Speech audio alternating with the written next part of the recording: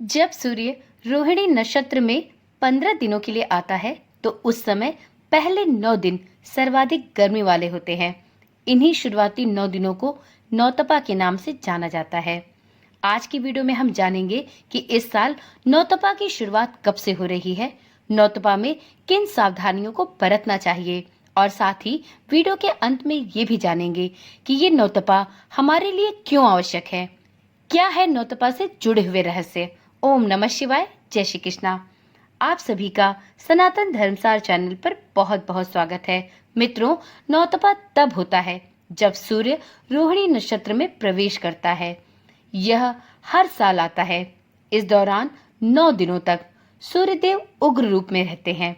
सूर्य के रोहिणी नक्षत्र में प्रवेश करते ही पृथ्वी का तापमान अत्यधिक बढ़ जाता है और सभी लोगों को भीषण गर्मी का सामना भी करना पड़ता है।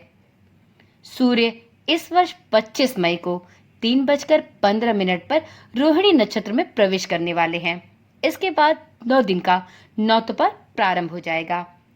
इसके साथ ही सूर्यदेव 8 जून को दोपहर 1:04 तक रोहिणी नक्षत्र में रहेंगे। 8 जून को ही सूर्यदेव मृगशिरा नक्षत्र में प्रवेश कर जाएंगे और 15 जून को मिथुन राशि में प्रवेश करेंगे।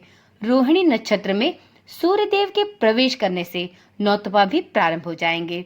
नौतपा से आशय सूर्य का 9 दिनों तक अपने सर्वोच्च ताप में होना है, यानी इस दौरान गर्मी अपने चरम सीमा पर होती है। मित्रों, चंद्रदेव रोहिणी नक्षत्र के स्वामी हैं, जो शीतलता का कारक माने जाते हैं, परंतु इस समय वे सूर्य के प्रभाव में आ जाते हैं। ज्येष्ठ मास की ग्रीष्म ऋतु में नौतपा को अधिक गर्मी का संकेत माना जाता है। नौतपा शुक्ल पक्ष में आद्रा नक्षत्र से 9 नक्षत्रों तक यानी 9 दिनों तक रहता है। यह आवश्यक नहीं है कि नौतपा में अधिक गर्मी हो। आद्रा के 10 नक्षत्रों तक जो सबसे अधिक गर्मी प्राप्त करता है। बाद में सूर्य उस नक्षत्र में 15 दिनों तक रहता है और अच्छी वर्षा होती है। नौतपा की शुरुआत भी रोहिणी नक्षत्र से होगी। नौतपा में तेज हवा के साथ बवंडर और बारिश की संभावना रहती है। नौतपा समय की ग्रह स्थिति तेज हवा, बवंडर और बारिश का संकेत दे रही है। इस बार 25 मई से नौतपा शुरू होंगे और 3 जून तक रहेंगे। अब जानते हैं कि नौतपा का क्या प्रभाव पड़ता है। तो मित्रों, नौतपा के कारण संक्रमण में कमी आएगी। संक्रमण का असर न्यूनतम होगा। लोगों में अनुकूलता और आरोग्यता भी बढ़ेगी।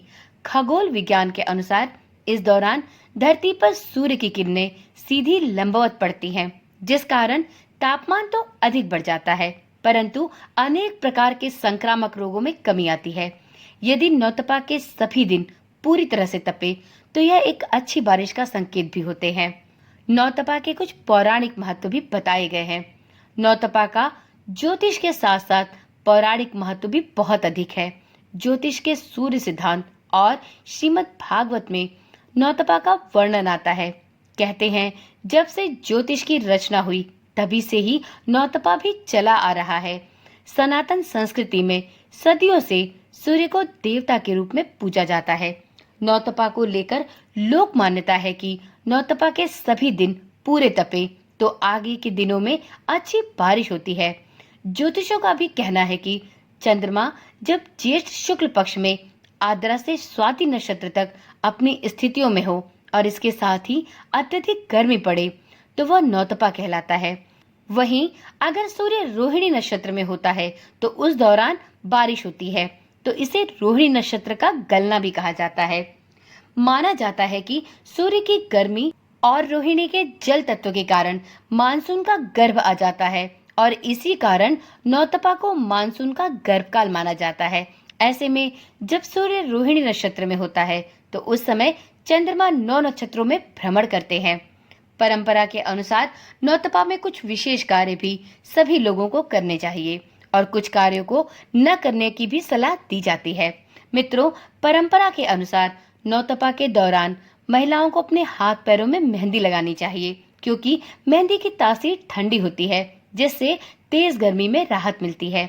इन दिनों पानी भी खूब पीना चाहिए और जल का दान भी संभव हो तो अवश्य करना चाहिए, जिससे पानी की कमी से कोई बीमार न पड़े।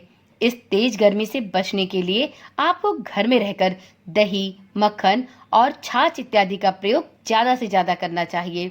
इसके साथ ही नारियल पानी और ठंडक देने वाली दूसरी चीजें भी खानी चाहिए। ज्योतिषाचार्यों और हमारे बुजुर्गों द्वारा भी यह सलाह दी जाती है कि ग्रहों और नक्षत्रों के प्रभाव से नौतपा प्रारंभ होते हैं।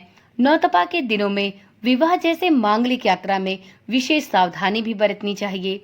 ग्रहों की स्थिति को देखते हुए देश के पूर्व, पश्चिम और दक्षिण में प्राकृतिक आपदाएं पैदा होती हैं। इसे भी ध्यान रखकर अपने आवश्यक कार्यों को ही किया जाना चाहिए।